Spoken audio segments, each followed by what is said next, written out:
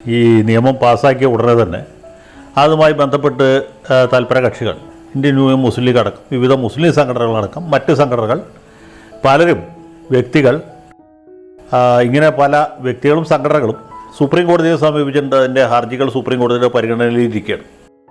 ഈ നിയമം ഭരണഘടനാപരമായിട്ട് സാധുവാണോ അല്ലയോ എന്ന കാര്യത്തിൽ ആത്യന്തികമായിട്ട് തീർപ്പ് കൽപ്പിക്കേണ്ടത് സുപ്രീം കോടതിയാണ്.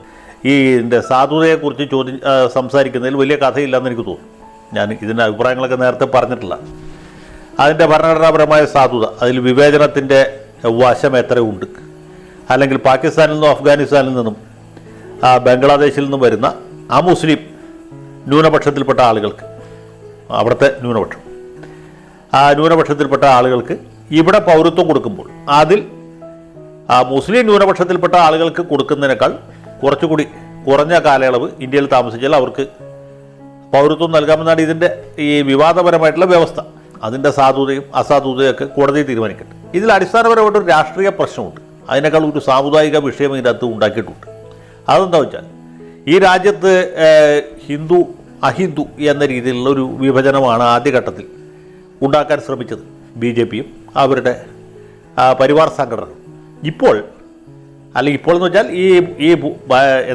ഈ നിയമ ഭേദഗതി മുതൽക്ക് വേറൊരു തരത്തിലുള്ള ഭിന്നത അല്ലെങ്കിൽ ധ്രുവീകരണം ഉണ്ടാക്കാനാണ് അവർ ശ്രമിച്ചത്. അതിൽ വലിയൊരു പരിധിവരെ അവർ വിജയിക്കുകയും ചെയ്തു. ഈ നിയമ ഭേദഗതി വന്ന സമയത്ത് തന്നെ ഞാൻ ഇതിനെപ്പറ്റി പറഞ്ഞ രണ്ട് കാരണം കൊണ്ടാണ്. ഒന്ന്, അന്ന് അതിഭയങ്കരമായ സാമ്പത്തിക പ്രതിസന്ധിയിലേക്ക് രാജ്യം തെന്നി നീങ്ങുകയായിരുന്നു. ഈ കോവിഡിന് തൊട്ടു മുമ്പുള്ള സമയം.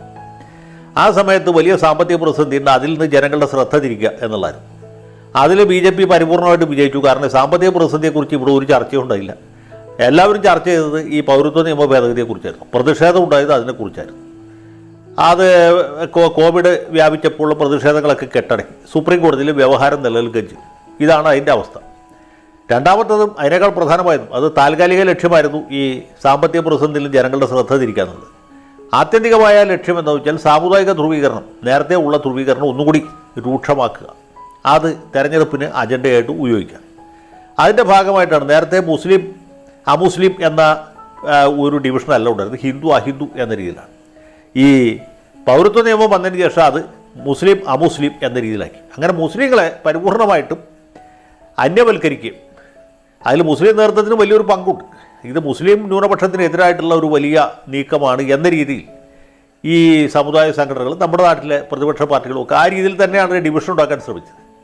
അത് പരിപൂർണമായിട്ടും BJPക്ക് ഗുണകരമായ ഒരു രീതിയിലേക്ക് വന്നു എന്നുള്ളതാണ്. ഇപ്പോൾ ഈ തെരഞ്ഞെടുപ്പ് അടുത്ത് നിൽക്കുന്ന സമയത്ത്, ഈ തെരഞ്ഞെടുപ്പ് നോട്ടിഫിക്കേഷൻ വരാൻ ഇനിയിപ്പോൾ ഒരാഴ്ച അല്ലെങ്കിൽ ഏറ്റവും കൂടിയത് 10 ദിവസം വേണ്ടു. അതിനിടയ്ക്ക് നോട്ടിഫിക്കേഷൻ വരും.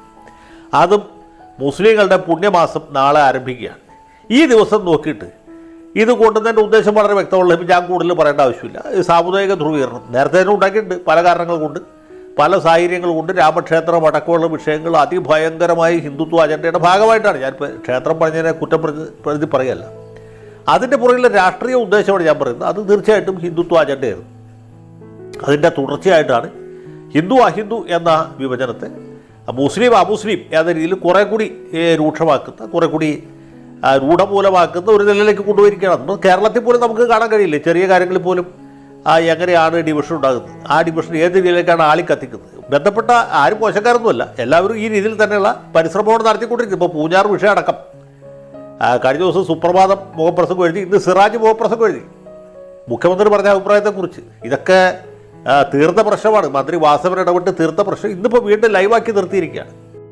നമ്മുടെ നാട്ടിലെ ബഹുഭൂരിപക്ഷം വരുന്ന മുസ്ലിങ്ങളെ പ്രതികരിക്കുന്ന ഇന്ത്യൻ യൂണിയൻ മുസ്ലിം ലീഗ് അടക്കം, അല്ലെങ്കിൽ സമസ്തയുടെ വിവിധ വിഭാഗങ്ങളടക്കം, മുജാഹിദ്, ജമാഅത്ത് ഇസ്ലാമി അടക്കമുള്ള സംഘടനകൾ, അവരൊക്കെ ഇതിനെ വളരെ വികാരപരമായിട്ടാണ് കാണുന്നത്. അപ്പോൾ ഈ വികാര വായ്പാണ് സത്യത്തിൽ നമ്മുടെ ഇവിടുത്തെ മാർക്സിസ്റ്റ് പാർട്ടിക്കാണെങ്കിലും കമ്മ്യൂണിസ്റ്റ് പാർട്ടിക്കാണെങ്കിലും അല്ല കോൺഗ്രസ് അടക്കമുള്ള മറ്റു പാർട്ടികൾക്കാണെങ്കിലും ഒക്കെ ഉത്തേജനം നൽകുന്നത്. മുസ്ലിങ്ങളെ വളരെ എളുപ്പത്തിൽ വികാരപരമായിട്ട് പ്രകോപിപ്പിക്കാൻ കഴിയും. ഇസ്ലാം അപകടത്തിൽ ഈ പൗരത്വ നിയമ ഭേദഗതി നടപ്പാക്കി കഴിഞ്ഞാൽ കേരളത്തിൽ ഉള്ള മുസ്ലിങ്ങൾക്ക്, അല്ലെങ്കിൽ തെക്കേ ഇന്ത്യയിലുള്ള മുസ്ലിങ്ങൾക്ക് എല്ലാവർക്കും തന്നെ ഇന്ത്യ വിട്ട് പോകേണ്ടി വരും. 1955 നമ്മുടെ പൂർവികർ ഇവിടെ വോട്ട് ചെയ്തിട്ടുണ്ടോ, നമുക്ക് റേഷൻ കാർഡ് ഉണ്ടായിരുന്നു എന്നൊക്കെ തെളിയിക്കേണ്ട ബാധ്യത നമുക്കുണ്ടാകും എന്നൊക്കെ പറഞ്ഞ ആളുകളെ വല്ലാതെ ഭയപ്പെടുത്തുകയും അവരെ അസ്വസ്ഥരാക്കുകയും ചെയ്തു. അങ്ങനെയാണ് ഈ പൗരത്വ നിയമ ഭേദഗതിക്കെതിരായിട്ടുള്ള സമരങ്ങളൊക്കെ നടന്നത്. അതുമാത്രമല്ല, ആ സമയത്ത് ഈ പോപ്പുലർ ഫ്രണ്ടുകാരൊക്കെ വളരെ ഭീഷണമായ മുദ്രാവാക്യങ്ങൾ ഉയർത്തിക്കൊണ്ട് ഈ പണ്ട് കാലത്തെ ചില വേഷങ്ങളൊക്കെ ധരിച്ചുകൊണ്ട് കള്ളിമുണ്ട് ഇടത്തോട്ട് കൊടുത്ത് പച്ച ബെൽറ്റൊക്കെ കെട്ടി കൈയുള്ള ബനിയനിട്ട് അരയിൽ മറ്റേ മലപ്പുറം കത്തിയൊക്കെ വെച്ചിട്ട് 21 ഊരിയ കത്തി അറബിക്കടലിൽ എറിഞ്ഞിട്ടില്ല എന്നൊക്കെ മുദ്രാവാക്യം വിളിച്ച് പ്രകടനം നടത്തി നമ്മുടെ നാട്ടിൽ. വലിയ പ്രക്ഷോഭമൊക്കെ നടത്തി. അന്ന് തന്നെ മുസ്ലിം ലീഗിൽ ഉള്ള വിവേകമതികളുടെ മീറ്റിങ്ങിൽ അവരൊക്കെ അഭിപ്രായം പറഞ്ഞിരുന്നു. ഡോക്ടർ MK മുനീറിനെ പോലെ PK ഫിറോസിനെ പോലുള്ള ആളുകളൊക്കെ ഇതിൻ്റെ അപകടം അന്ന് തന്നെ കണ്ടവരാണ്. ഇതുപോലെയുള്ള വികാരപരമായ പ്രകടനങ്ങൾ കൊണ്ട് ജനസാമാന്യത്തിൽ നിന്ന് നമ്മൾ അകന്നു പോകും, മുസ്ലിം സമുദായം അകന്നു പോകും, മുസ്ലിം ലീഗ് അടക്കമുള്ള പാർട്ടികൾ അകന്നു പോകും.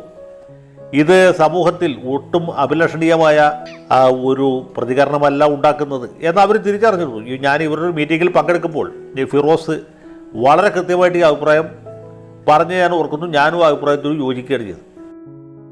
അത് കോവിഡ് പൊട്ടിപ്പുറപ്പെടുന്നതിന് തൊട്ട് മുമ്പാണ്. പിന്നെ കോവിഡ് വന്നു, മറ്റു കാര്യങ്ങളൊക്കെ.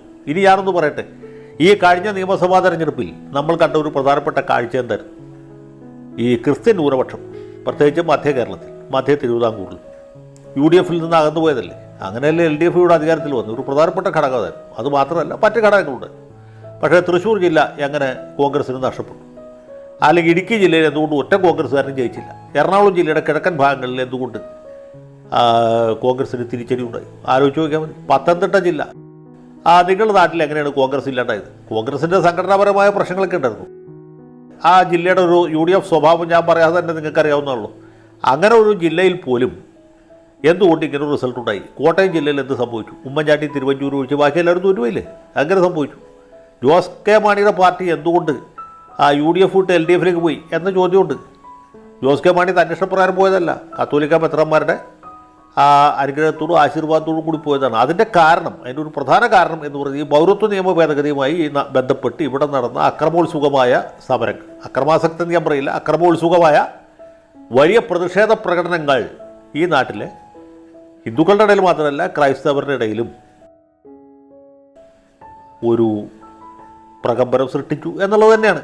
അത് കേരളത്തിൽ ഉണ്ടാക്കിയതാണ്. കേരളത്തിൽ നമുക്കറിയാം ഇവരൊക്കെ പ്രകടനം നടത്തിയാൽ എവിടം വരെ പോകും, അത് എത്രയായിരിക്കും അതിൻ്റെ ഇമ്പാക്റ്റ് എന്നൊക്കെ നമുക്കറിയാം. നമ്മൾ ഈ നാട്ടിൽ ജനിച്ച് വളർന്നവരായിരുന്നു. പക്ഷേ ഇതിൻ്റെ രണ്ടാമതൊരു വശമുണ്ട്. ഡോക്ടർ ഫസൽ ഗഫൂർ അതുകൂടി ശരിയായ രീതിയിൽ മനസ്സിലാക്കി നിയമിയായിരിക്കും. ഈ കേരളത്തെ പൊതുവെ വടക്കേ ഇന്ത്യക്കാരെങ്ങനെ വീക്ഷിക്കുന്നത്, അല്ലെങ്കിൽ BJPക്കാരെങ്ങനെയാണ് കേരളത്തെ ചിത്രീകരിക്കാൻ ആഗ്രഹിക്കുന്നത്? കേരളം എന്ന് പറയുന്നത് കമ്മ്യൂണിസ്റ്റുകാരും ജിഹാദികളും അഴിഞ്ഞാടുന്ന ഒരു സ്ഥലമാണെന്നാണ്. ഉത്തർപ്രദേശിൽ വോട്ടെടുപ്പ് തുടങ്ങുന്ന അന്ന് യോഗി ആദിത്യനാഥ് നടത്തിയ ഒരു പ്രസംഗം ഓർമ്മയില്ലേ? കേരളവും കാശ്മീരും ബംഗാളും പോലെ ഉത്തർപ്രദേശ് ആയിത്തീരാതിരിക്കാൻ ഇവിടുത്തെ ജനങ്ങൾ അവരുടെ സമ്മതിദാനാവകാശം വിവേകപൂർണ്ണമായിട്ട് വിനിയോഗിക്കണം എന്നാണ് അദ്ദേഹം പറഞ്ഞത്. അത് കേട്ടപ്പോൾ ഇവിടെയുള്ള ആളുകളൊക്കെ ആദിത്യനാഥിനെ പരിഹസിച്ചു. കേരളത്തിൻ്റെ പുരോഗതി എന്താണ്? കേരളത്തിൽ നിന്ന് എത്ര ആൾക്കാർ ചന്ദ്രനിൽ പോയിട്ടുണ്ട്?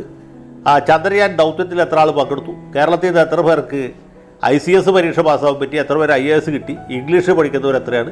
ഇവിടുത്തെ സാക്ഷരത എത്രയാണ്? സ്കൂളുകളുടെ എണ്ണം എത്രയാണ്? ആശുപത്രികളുടെ എണ്ണം? പുള്ളി ഇതൊന്നും അല്ല ഉദ്ദേശിച്ചത്.